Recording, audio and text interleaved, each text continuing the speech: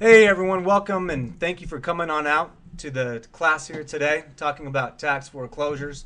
Again, this is brought to you by secretsoftaxlientinvesting.com.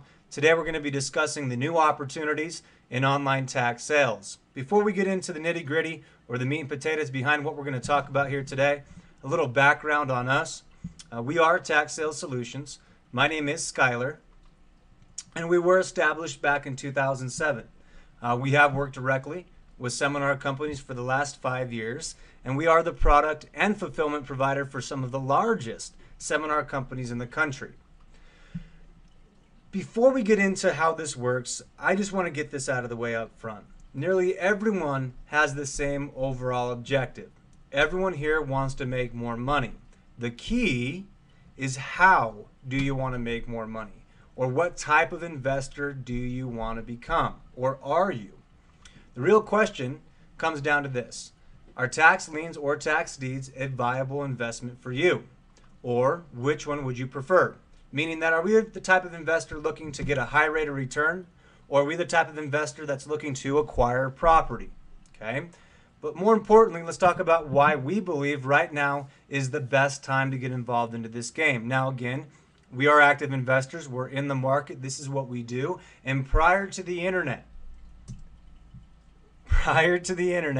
all property records were hard copies that were stored at records offices in different parts of this country. And because property records were stored on location and usually down a dark secret hall in the basement of some weird county building, you had to actually go in there physically and do the research yourself. Now, also, not only did you have to do the research yourself, when it came to buying or acquiring these properties that are all done through auction initially, all tax sales were conducted as a live auction, also requiring you as the investor to travel. So again, what we're going to talk about here today is how to acquire these properties, how counties have taken this live or in-person atmosphere of an auction online. Let's talk about property taxes. Let's talk about the basics behind why counties have taxes and what the county is supposed to, keyword there is supposed to, use this money for. Now, let's say it doesn't matter where in this country you live, okay? You have to pay property taxes. Doesn't matter the type of property you have. Once a year, we've got to pay property taxes to our local government. Now, our local government has property taxes for a reason. Okay, they've got to take care of their local services. For any of us here today that have kids, if you've got a kid in the public education system, that's one of the biggest for me personally as well, knowing that the county needs this money to obviously take care of their public services, their local services. Education's one, paving the roads, plowing the roads, anything that you could see, policemen, anything that has to do with the county involvement, that's really where we need to go. Property tax rates. Really quick, we're going to talk about property tax rates and how they relate to you. Now, these numbers are obviously an estimate. Terrible at math, but I wanted to make these numbers as easy as possible for you. Let's take a look at this. Now, let's say the estimated budget for the county services per year is $1 million. And then the county assessed value for all real estate in that region is $100 million. The property tax rate is going to fluctuate county to county, state to state. But for this example, let's use 1% because that's usually about where you're at. So if your home is valued at about $100,000, let's say you have a $1,000 tax bill. Now, anywhere in this country, we've got to pay our property taxes, but sometimes it happens where the property owner doesn't pay their property taxes. If and when this happens, the county is going to create one of two things. They're going to create what is called a tax lien and or a tax deed. But understand this, the county relies on property tax revenue to function. If property taxes weren't enforced, no one would pay their property taxes. Therefore, we would have a terrible education system. Not that it's that much better right now, but again, our communities would fall apart. The county needs this property tax revenue to function. So let's get into tax lien basics here. There's 3 property tax enforcement systems in this country. The first one is tax liens. The second is tax deeds. The third is redemption deed system. Today we're going to focus on the 2 above. We're going to focus on tax liens and tax deeds. Redemption deeds are really more of an advanced type of investment, but we'll get into how that works once you get involved in the program. What is a tax lien? According to Tax Code 32.05b, it states that the tax lien takes priority. That's the key. Priority over the claim of any person whose property is encumbered by the tax lien and over the claim of any holder of a lien on the property, whether or not the lien existed before the attachment of the tax lien. That lien would be maybe a mortgage, which is always a mortgage more likely than not.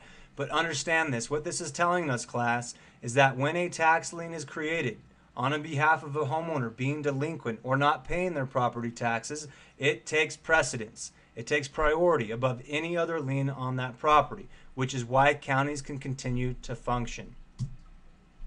Tax liens and tax deeds and the redemption deed system are enforced by enforcement methods for collecting delinquent property taxes. In tax lien states, the county will issue a tax lien against the property. Okay, this is if and when a property owner goes delinquent. This prevents the sale of the property, meaning that the homeowner cannot do anything with this property. They're at an absolute standstill. They can't sell the property. They can't transfer the deed of the property. They can't do anything with this property until those delinquent taxes are taken care of. Now, usually, when we're late on our bills, there's some fees associated with that as well. Same thing applies in a tax lien environment. Now, the county holds a tax sale each year for the liens to be sold off to public investors at a public tax sale. We just discussed how it was worked prior to the internet. Now today, a lot of counties are getting out of the dinosaur era and they're getting an online presence, which is available to investors like you and I to purchase properties from home. Now, two things are going to happen the day of the sale. Number one, that tax lien is going to begin to accrue interest, anywhere between 18%, like in the states as Arizona, New Jersey, Illinois all pay 18%. Arizona pays 16%.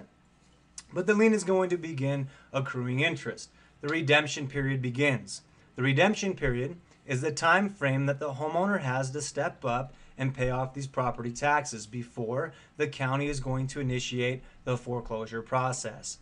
Now, after purchasing the lien, one of two scenarios are going to occur. If the property owner is smart, in my opinion, or if they want to keep their property, they're going to pay their taxes. Okay, so they're going to pay the county. Once they pay the county, that tax lien is removed from the property. Okay, and a check is sent to the investor for the amount that they've invested plus interest.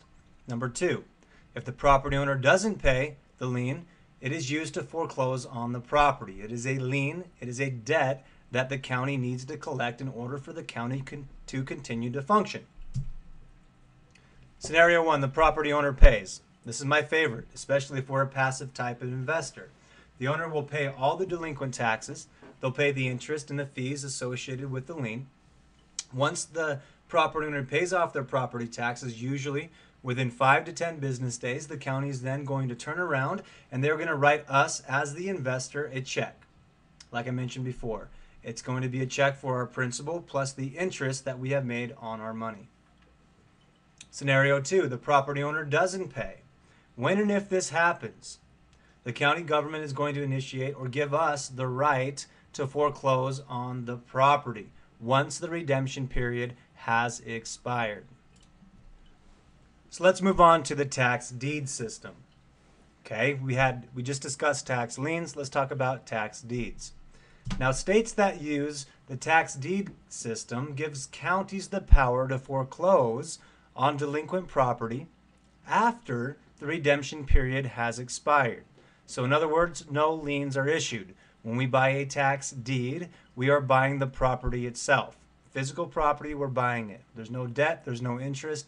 We're physically taking possession of that property. Following the foreclosure time period, the county is going to create that tax deed for the property. And the counties are going to sell these deeds at an auction just like they would at a tax lien environment.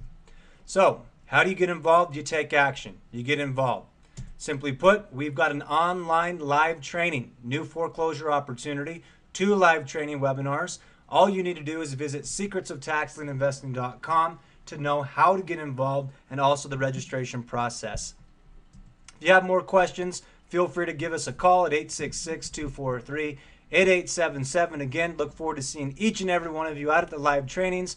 If you have questions, call us. You can also email us. Again, look forward to seeing each and every one of you out there.